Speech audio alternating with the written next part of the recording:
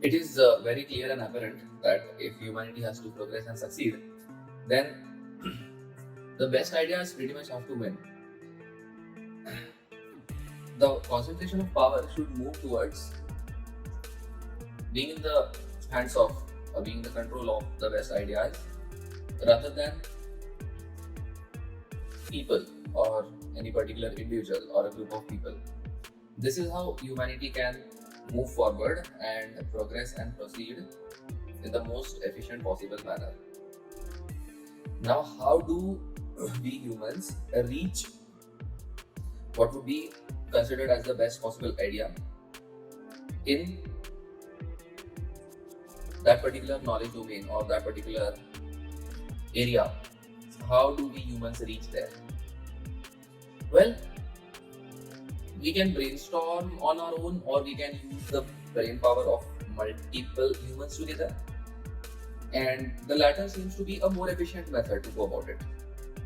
Now, given the fact that the idea has to be the king, the ruler, the emperor, concentration of power has to move towards ideas in order for companies, enterprises, countries, and the whole humanity to succeed. I, anyway, personally am in the favor of dissolution of countries because that is what good ideas dictate, that countries should be dissolved, in my opinion, which I know to be true. So, talking about how good ideas can reign supreme, we need collective thinking. Nobody in this world is smart enough to take all decisions for humanity on their own. Think about what I said. No matter how smart an individual is, they have their blind spots, they have their selective biases, they have their opinions, they are opinionated, they have their own culture, tradition, familial and social influences, not to say biological and genetic ones. And so do I, because I am also a human being currently on Earth in 2021. So, given that this is true, concentration of power should not happen or take place in the hands of a certain set of people, the way in which current democratic institutions across the world are functioning, as well as certain aristocratic institutions and dictatorships which still exist on this planet Earth in 2021. So, given that this is true, how do we shift to a system wherein ideas reign supreme, wherein ideas are the king, the emperor, the ruler, wherein power lies with ideas and not with individual people or groups of people? Well, as I remarked earlier, the way to get this done is actually discussions and debates amongst multiple humans, because any one human being is limited in their brain power, their processing capability, their input output bit rate or data rate, in the rate at which information flows inside their brain and is outputted by the brain, the time rate or the time velocity of information flow. Human beings are limited in that. They are limited in their cache memory. They are limited in their disk space.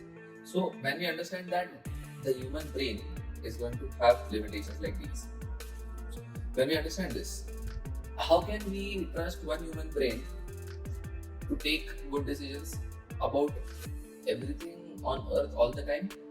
It would be foolish to do so. Yes or no? Yes, it would be foolish to do so. So that means collectively we have to come up with solutions together. Now, when we are talking about collective thinking, communication has to take place. Yes, certain factions of humanity, like in computer science, you see, like there are microservices that communicate with each other using a messaging bus like Kafka or something like that.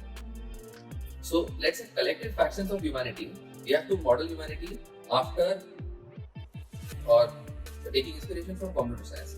Collective factions of humanity that have different opinions have to, actually speaking, discuss ideas with each other using the messaging bus that is the internet currently. And now in 2020 and 2021 onwards, I have personally decided to be a part of the discourse that humanity engages in. So, communication is key when we are collectively thinking about what is a better idea and how to reach the better idea. Now, in communication, there can be synchronous forms of communication wherein lots of organization, arrangement, greetings, etc. are involved. People have to probably, like, if you're talking about offline communication and offline debating, then people have to travel from point A to point B, increasing the hydrocarbon cost on Earth. Sometimes such things are inevitable and should be can be utilized. But I find that 90 to 95% of the times, approximately speaking, that is, most of the times, whatever can be discussed and debated in person can also be discussed and debated online. So, firstly, I personally recommend online discussion and debates compared to offline ones. And secondly, I recommend asynchronous discussions compared to synchronous ones. What do I mean by asynchronous discussions? Well, right now, this video that you are seeing is asynchronous communication, because I recorded this video at a certain point in space time, wherein which in this room currently nobody is present. Only I am present in this room. Only I alone am present in this room. And I am using a recording device to record this video, and I'll be uploading it to some streaming or video hosting platform. So, this communication that we are engaging in currently is asynchronous communication. We are not synchronously communicating with each other. The viewer, which is you, are viewing this video asynchronously across space-time. You are at a different space-time coordinate, I am at a different space-time coordinate. So this is how communication is happening across space-time between you and me, asynchronously. By moving to the internet as a means of communication, we solve the space localization problem, more or less. And by communicating asynchronously, we solve the time localization problem. And by this, we save a lot upon a lot of things. A lot of time costs are actually saved. Now, let us proceed further, understand why asynchronous communication is even more beneficial, even compared to just saving the time costs as well. See, you see that when discussions and debates and arguments are happening, I am currently using the word argument in a positive connotation. Like, let's say discussions and debates are happening. For example, between socialism and capitalism. For example, between atheists and theists. For example, between whether Brexit should have happened or Brexit should not have happened. Whenever discussions and debates are happening, because of the geopolitical, socio-cultural, economic environment of this planet Earth, not all humans might be aware about all the factors and information flows and information processes and facts, essentially speaking, pertaining to the matter. So, asynchronously, and another aspect that I would like the discussions to be in is that the discussion should be non-time bound. They should be open-ended. Presently in 2020 and 2021, long-form podcasting is a very good method of communication with each other that humans have devised. This allows humans to ruminate upon the ideas for as long as it takes without worrying about whether there is a time-bound system or a time-bound structure for somebody to say all that they want to say or they have to say, essentially speaking. So, like for instance, I am not even thinking about how long this video is going to be, because I want to get out the morphemes and the meaning and the communication that I want to get out, irrespective of how long this video is going to be.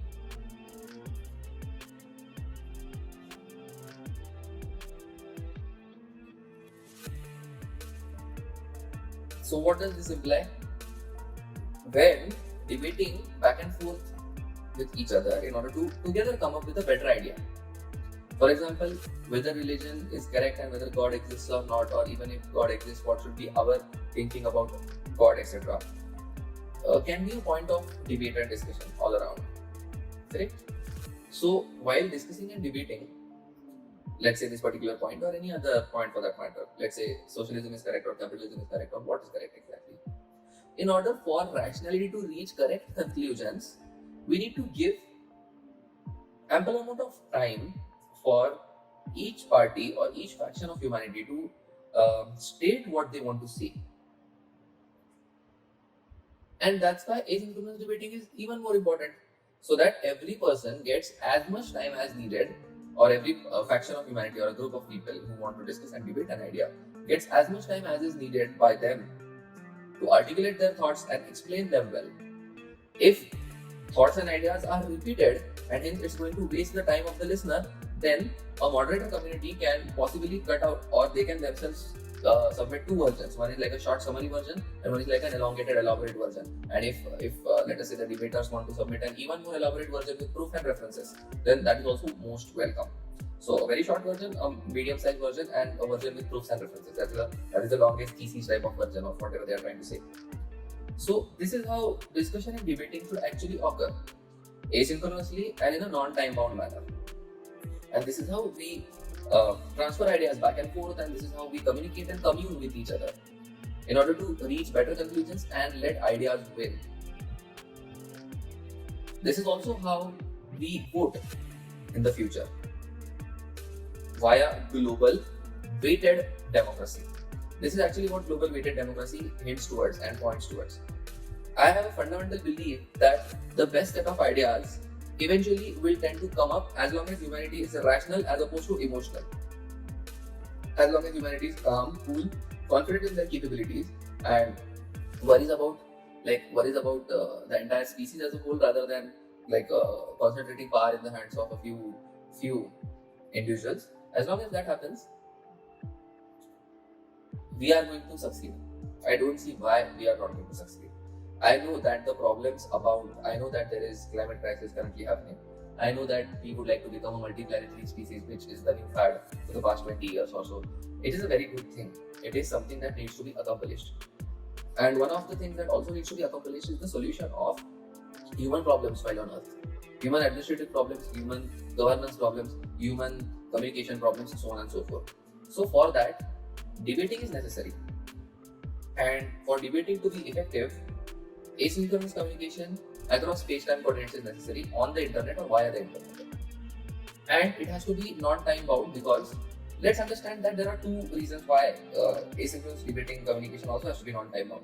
First is, let's say group A makes a point, okay? Now group B may there might be a logical, very correct rationale as to why the points of group B are more valid, let's say, than the points of group A. But who is to say that those points might be explained in only 5 minutes or only 10 minutes or only a certain finite amount of time? Why not give group B as much time as they require to explain their points out logically? By asynchronous communication, there is no concept of heckling, cheering, the masses don't really have a role to play. Good ideas can float in the cyberspace and in all our brains and minds and percolate within our systems and hence also throughout humanity.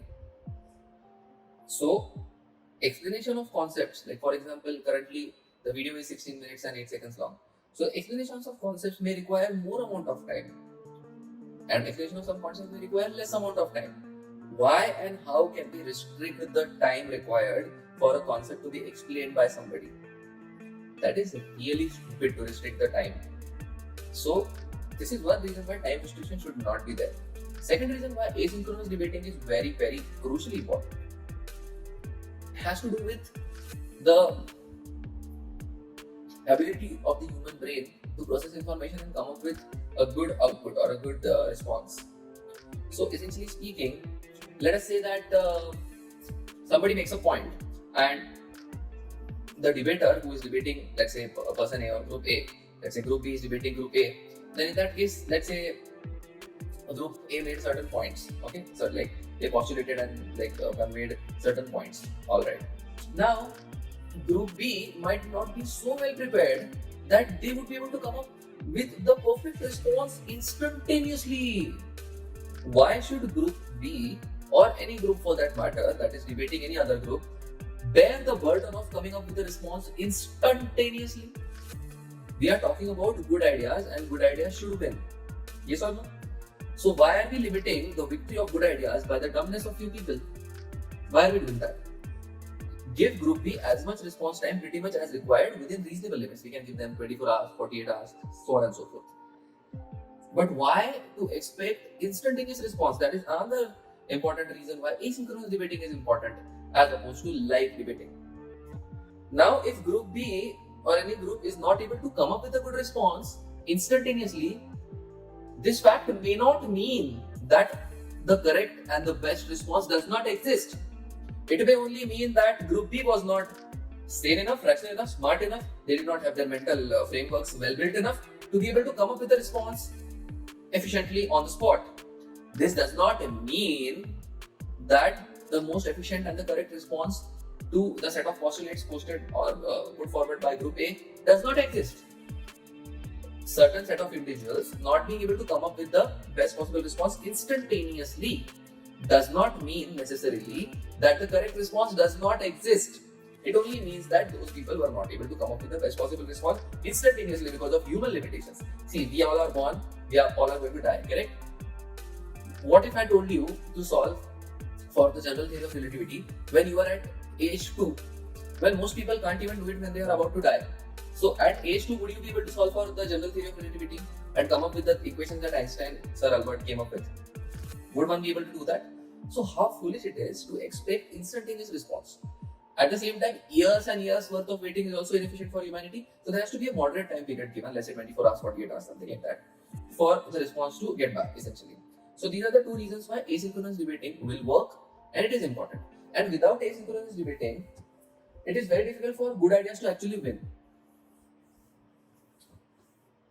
And this is the reason why asynchronous debating should be propagated in this world now that we as humans and me as one of the humans have come up with this idea, or this idea might already exist now that we have emphasized upon this idea.